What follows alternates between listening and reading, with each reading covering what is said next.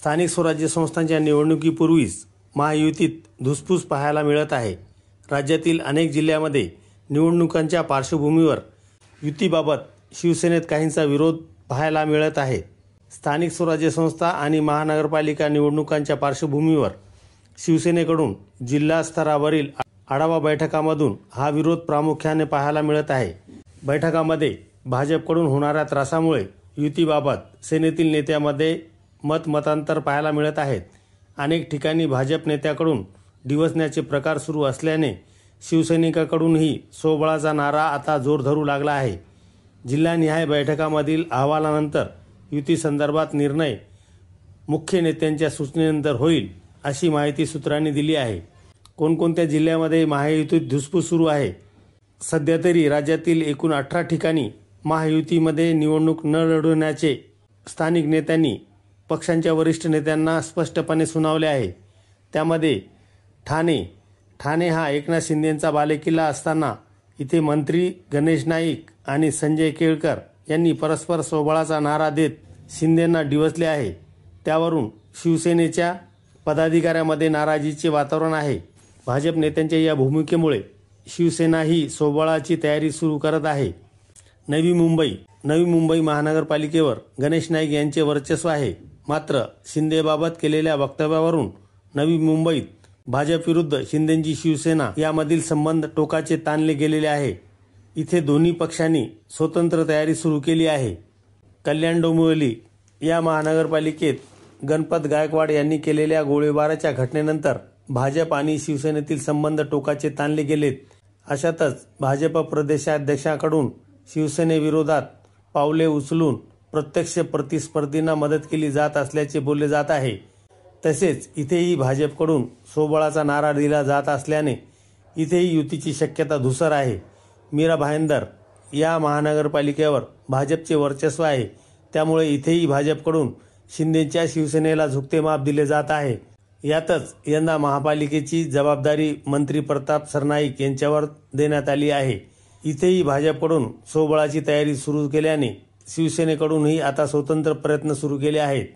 उल्हासनगर शहरातही काही दिवसापूर्वी भाजपने शहरातील समस्यावर आक्रमक भूमिका घेतली होती। त्यावरून युतीतील संबंध ताणले गेले आहेत। येथील स्थानिक आमदारांनी थेट महापालिका आयुक्तांना आंदोलनाचा इशारा दिला होता।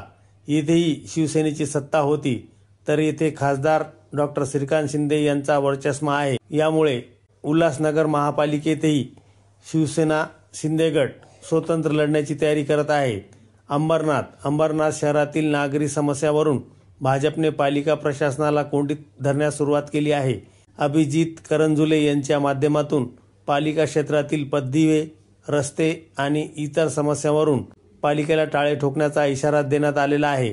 येथेही पालिकेत शिवसेनेचे वर्चस्व असून अप्रत्यक्षपणे शिवसेनेला कोंडीत पकडण्याचा हा भाजपचा प्रयत्न सुरू असल्याने भाजप विरुद्ध शिवसेना यांच्यात इथे जुंपली आहे। बदलापूर शहरात भाजपचे आमदार किसन कथोरे आणि शिवसेनेचे शहर प्रमुख वामन म्हात्रे यांच्यातील वाद तीव्र होत असल्याची चर्चा आहे।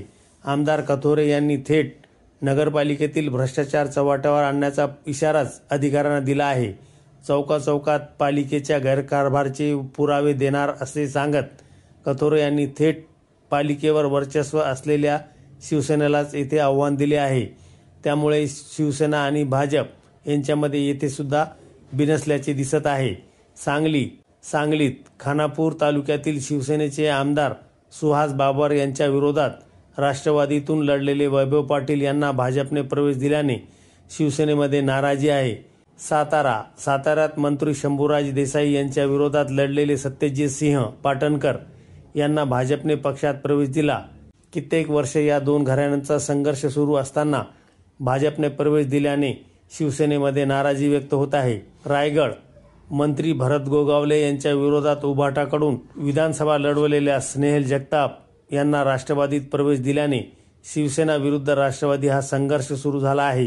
रायगडमधील शिवसेनेचे आमदार महेंद्र थोरवे यांच्या विरोधात राष्ट्रवादीतून बंडखोरी करत अपक्ष उभे राहिलेल्या सुधाकर घारेंना प्रवेश दिल्याने राष्ट्रवादी विरुद्ध शिवसेना हा संघर्ष शिगेला पेटला आहे। त्यामुळे रायगडमध्ये सुद्धा शिवसेना स्वतंत्र लढण्याचा विचारात आहे। नाशिकमध्ये राष्ट्रवादी, शिवसेना आणि भाजप या तिन्ही पक्षात शीतयुद्ध उघड आहे. भुजबळ आणि सुहास कांदे यांच्यातील वाद तर आहेच.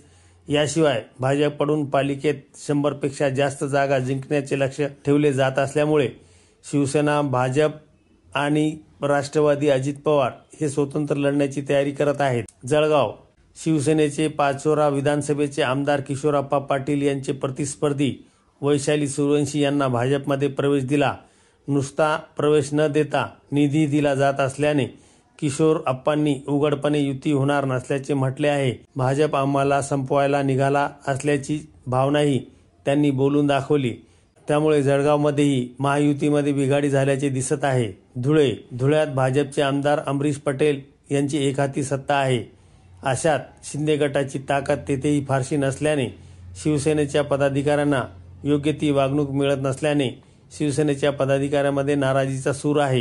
हिंगोली शिवसेनेचे जिल्हाप्रमुख तथा आमदार संतोष बांगर यांनी वसमत व कळमनुरी येथे आयोजित कार्यक्रमात सोबळाचा नारा दिला. भाजपचे जिल्हाध्यक्ष माजी आमदार गजानन घुगे यांनीही महायुती होणार नसेल तर आम्ही सोबळावर निवडणुका लढणार असल्याचे स्पष्ट सांगितले आहे. नांदेडमध्येही चित्र काही वेगळे नाही. शिवसेना आमदार बालाजी किनीकर यांच्या विरोधात भाजपचे मिलिंद देशमुख रिंगणात होते. बालाजी यांचा विजय झाला, पण देशमुखांना भाजपकडून रसद पुरवली जात असल्याची सल शिवसेनेच्या पदाधिकाऱ्यांच्या मनात कायम आहे. तसेच अशोक चव्हाण यांच्या बळावर भाजप नांदेडमध्ये एकहाती सत्ता मिळवण्याचा प्रयत्न करत असल्यामुळे नांदेडमध्ये सुद्धा युती होण्याची शक्यता धुसर आहे. नगर या जिल्ह्यात शिवसेनेची ताकद फारशी नाही, मात्र भाजपकडून अपमानास्पद वागणूक दिली जात असल्याचा रोष आहे. त्यामुळे जिल्ह्यात युतीसोबत जाण्याचा संभ्रम आहे. नंदुरबारमधील शिवसेनेच्याच आमदाराने माजी जिल्हा प्रमुख भाजपसाठी काम करत असल्याबाबतची तक्रार बैठकीत केल्याने इथेही भाजपसोबत संबंध ताणले गेल्याची चर्चा आहे. त्यामुळे नंदुरबारमध्ये सुद्धा महायुतीमध्ये नाराजीचा सूर आहे.